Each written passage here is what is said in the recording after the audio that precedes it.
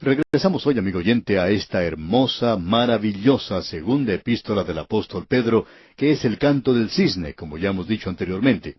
Hasta ahora hemos visto, desde el comienzo de esta epístola, que tenemos aquí la suma de las gracias cristianas.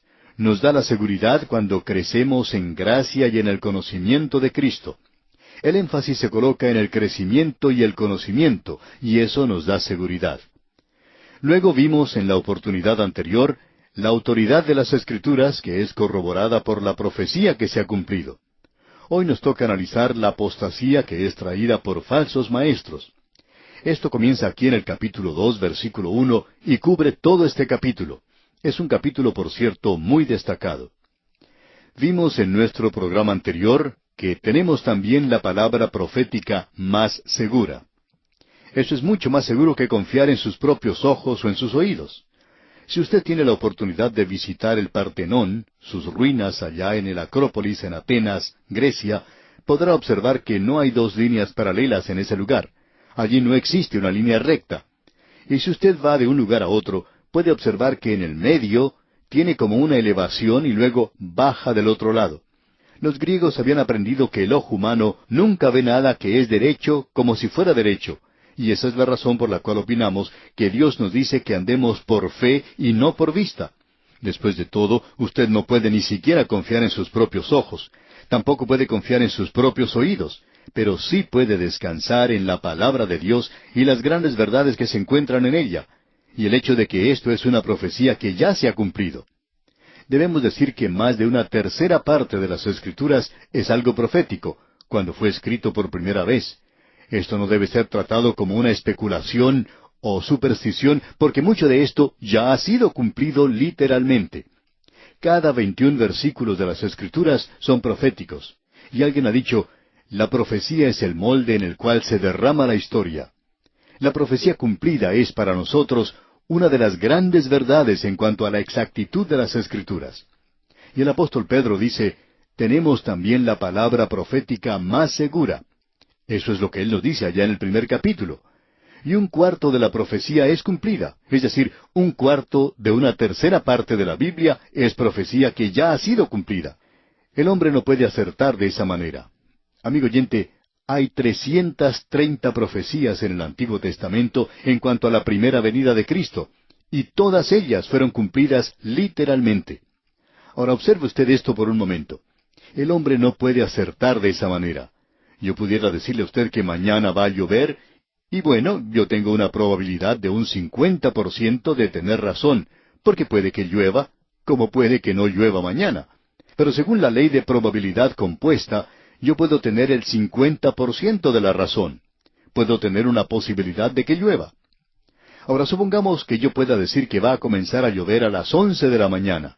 Bueno, esto agrega otro elemento incierto y ahora solo tengo un 25% de probabilidad, es decir, solo una cuarta parte de esa probabilidad. Supongamos ahora que yo dijera que va a dejar de llover a las 2 de la tarde, y allí introducimos otro elemento incierto. Y ahora eso ha dividido la probabilidad que yo tenía antes a la mitad. Ahora usted puede agregar 330 a eso y ver cuál es el resultado. En realidad, amigo oyente, usted nunca va a poder tener la probabilidad de estar correcto en todo eso. Y esa es la razón por la cual algunos de esos así llamados profetas del presente pueden conseguir engañar a alguien. De vez en cuando ellos aciertan una. Pero estos así llamados profetas, aún hoy, yerran más de lo que aciertan.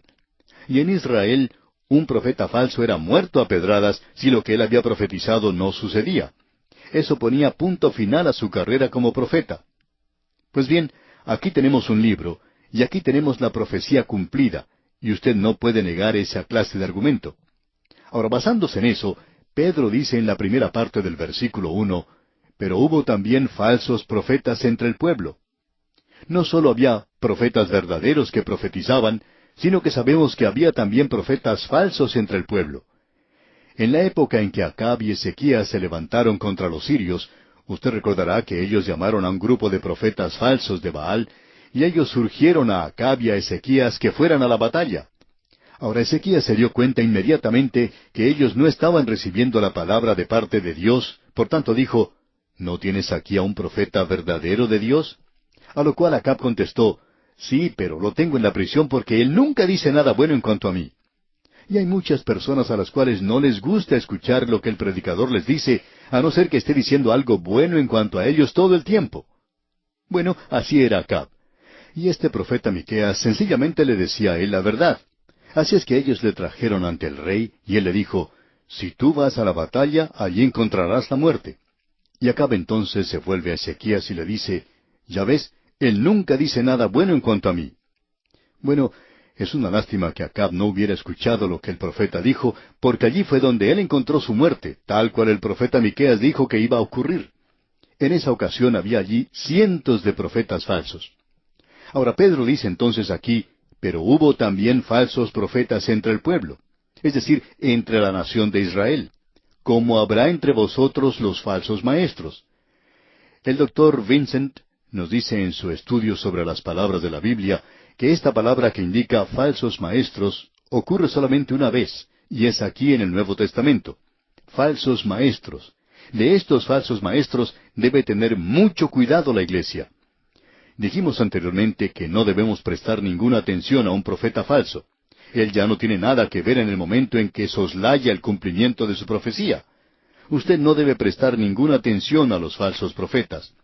Pero los falsos maestros son un peligro en el presente, y créanos, amigo oyente, cuando le decimos que son peligrosos. Ahora, ¿qué es un falso maestro? Permítanos presentar esta definición. Un falso maestro es aquel que conoce la verdad, pero que de una forma deliberada enseña una mentira con algún propósito. Quizá tenga alguna razón egoísta, o quiere agradar a la gente, o lo hace por dinero, y así hay muchos hoy. Ellos predican y dicen lo que la gente quiere oír, y esos son falsos maestros. Algunos de ellos conocen lo que es la verdad. Ese, pues, es un maestro falso. Ahora también tenemos a un hombre que hace esto por ignorancia, y algunos de los grandes reformadores del pasado y algunos de los grandes padres de la era postapostólica, muchos de ellos enseñaron y creían algunas cosas que no mantenemos hoy. Nosotros creemos que ellos estaban completamente equivocados en esas cosas. Ahora, ellos no eran falsos maestros. Ellos creían que estaban enseñando la verdad. Y eso no los coloca a ellos en esta posición. Un falso maestro sabe lo que está haciendo y lo hace de forma deliberada. Ahora usted puede notar que en este versículo el apóstol Pedro indica que éstos aparecerán en el futuro. Él los coloca más allá de su muerte. Judas cubrirá el mismo terreno que tenemos aquí.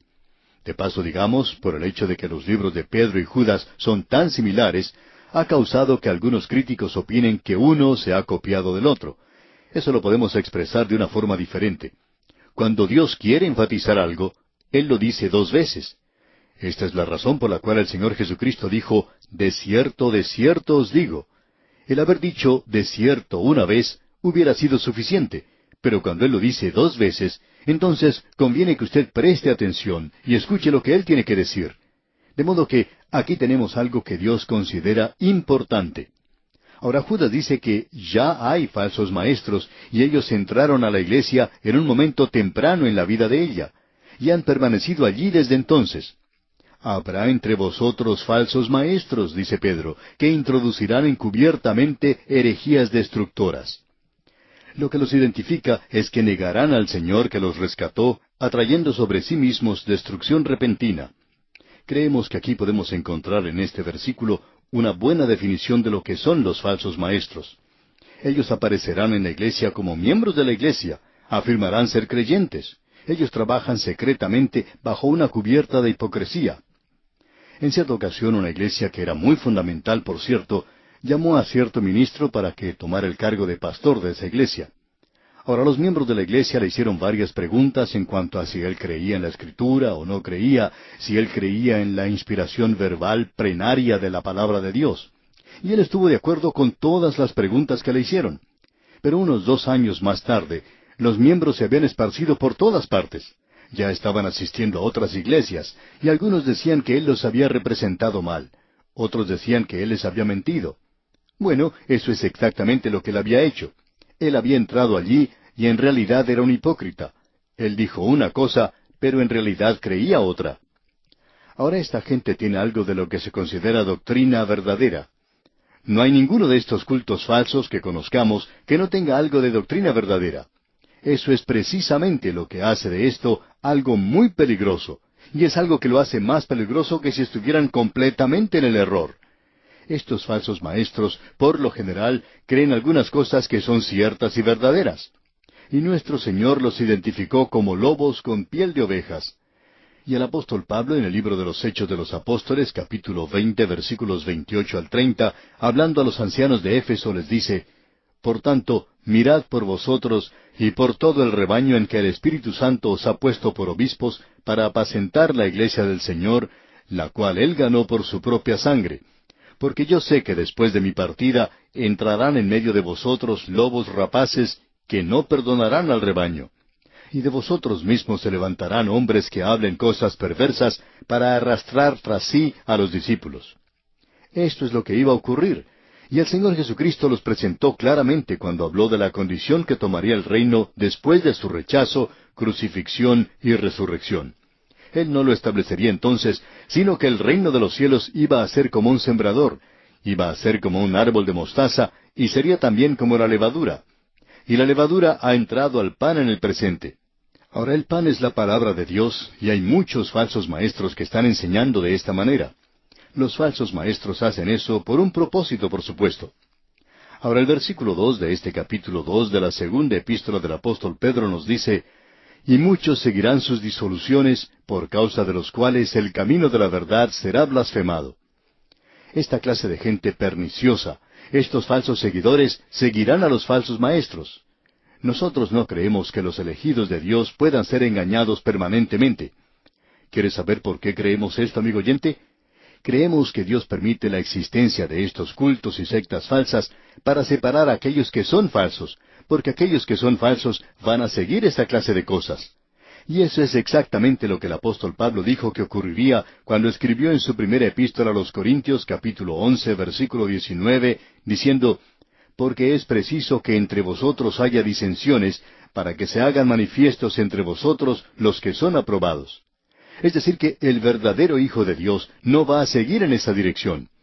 El Señor Jesucristo dijo: Mis ovejas oyen mi voz, y yo las conozco, y me siguen. Cuando usted ve a la gente que sigue a esos falsos maestros, están siendo engañados debido a su ignorancia, o están siguiendo el engaño, siendo engañados deliberadamente.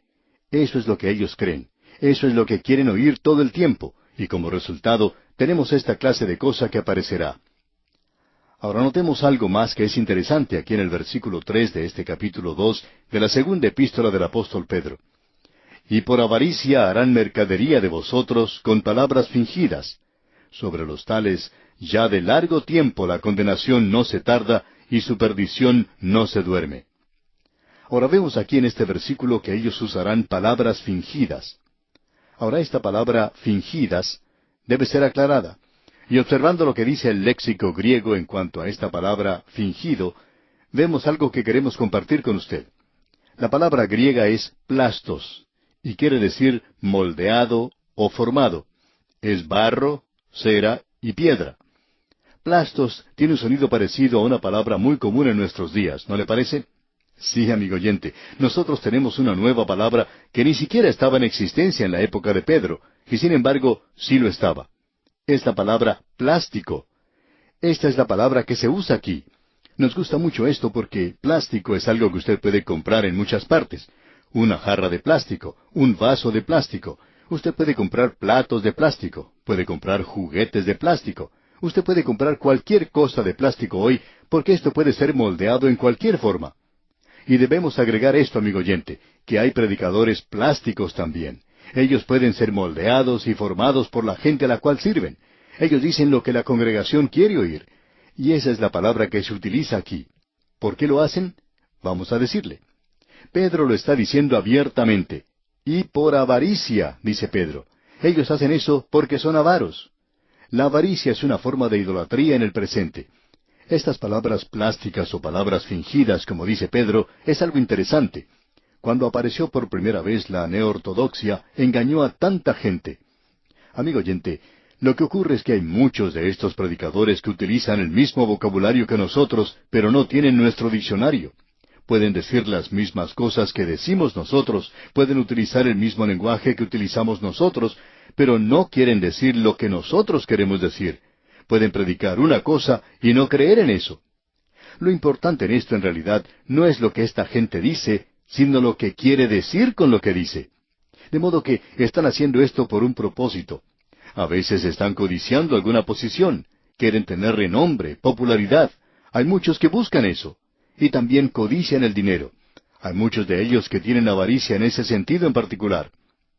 No creemos, amigo oyente, que estemos diciendo tonterías. En cierta ocasión apareció un artículo en una publicación cristiana, y no vamos a mencionar los nombres, pero allí se cuenta de la reunión de un conocido evangelista. Esta es una reunión que fue copiada textualmente para la revista. El pastor presentó al predicador y dijo, «Este es un hombre que me gusta mucho, porque él ama al dinero como lo amo yo». Luego el evangelista se levantó a predicar. Era un predicador muy dinámico, de mucha fortaleza, y puso una buena actuación. Y por 45 minutos no leyó la Escritura y tampoco citó un texto de la Escritura. Él citó parcialmente 3 o 4 versículos y usó el pronombre personal yo 175 veces. Se refirió al Señor Jesucristo solamente 11 veces y la gente se reía cada 2 minutos en su mensaje. Era una persona muy chistosa. Y luego se dio una invitación. Unos 20 jóvenes respondieron al llamado del evangelista y pasaron al frente. ¿Para qué? Nunca escucharon el Evangelio. Y eso es lo que anda mal en el día de hoy, amigo oyente.